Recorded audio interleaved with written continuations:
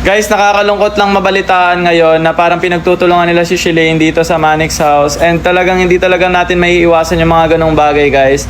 And sobrang nakakalungkot lang kasi si Shalane hindi naman talaga siya masamang tao eh, 'di ba? Meron pa rin naman talaga siyang kabutihan.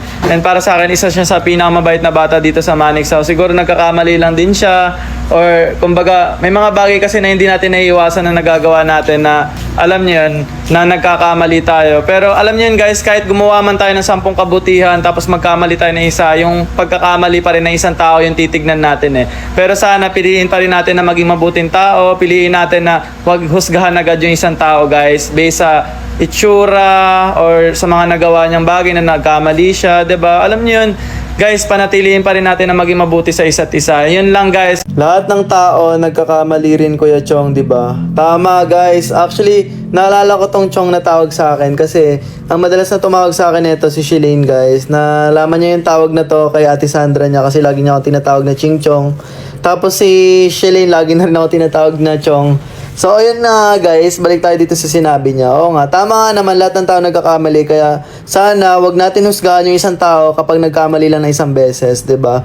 Tsaka alam nyo, lahat naman ng tao nagbabago eh, 'di ba? Kung may nagawa man siyang pagkakamali, naging masama man siya sa isang tao, pero lahat ng tao nagbabago, guys. Kumbaga, hindi naman na nag-i-stay yung isang tao sa pagiging sa pagiging masama yung ugali, 'di ba? Malay mo bumait na yung isang tao, 'di ba? Pero guys, isa lang masasabi ko, si Shalane, napakabuting bata niya, napakasipag mag-aral, pumapasok palagi, nakikinig sa mga mas matatanda. Tsaka alam niyo yun, guys, sobrang bait talaga ng taong yan. Si Shalane, sobrang bait na bata. Wala akong masabi pagdating sa pagiging bata niya, guys. Siguro, makulit lang talaga siya.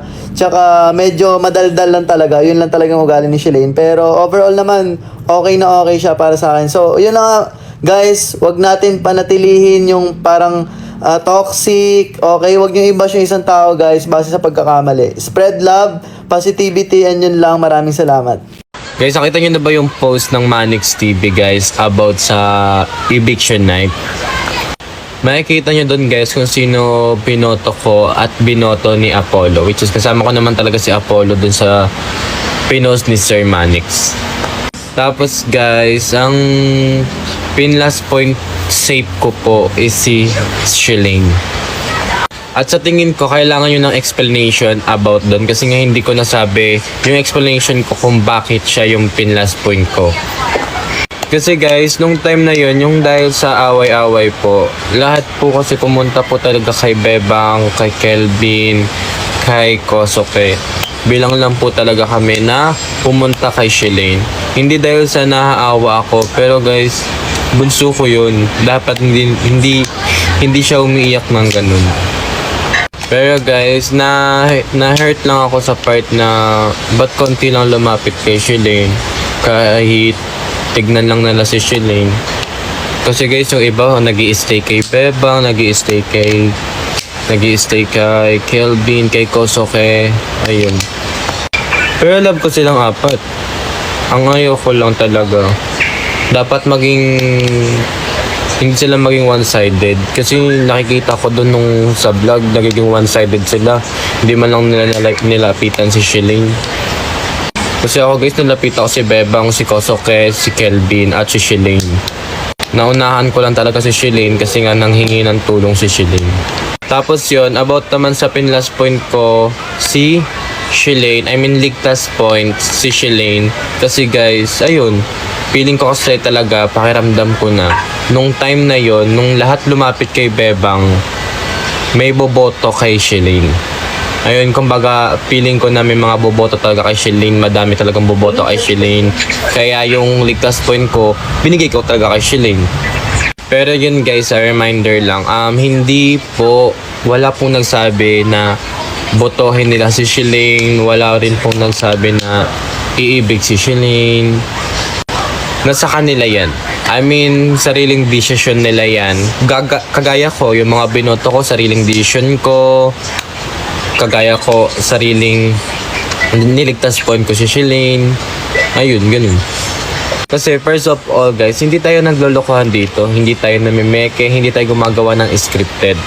Totoo lang po talaga lahat ng sinabi namin doon sa video na yun. about sa mga dahilan namin kung ba't namin sila bobotohin, ganyan, keme-keme. Kumbaga, sariling opinion namin yun. May dahilan si ganyan kung bakit, may dahilan si ganito kung bakit, may dahilan ako kung bakit. So, hindi nyo kami masisisi about doon guys, kasi yun yung nakikita namin, ayun yung pakiramdam namin.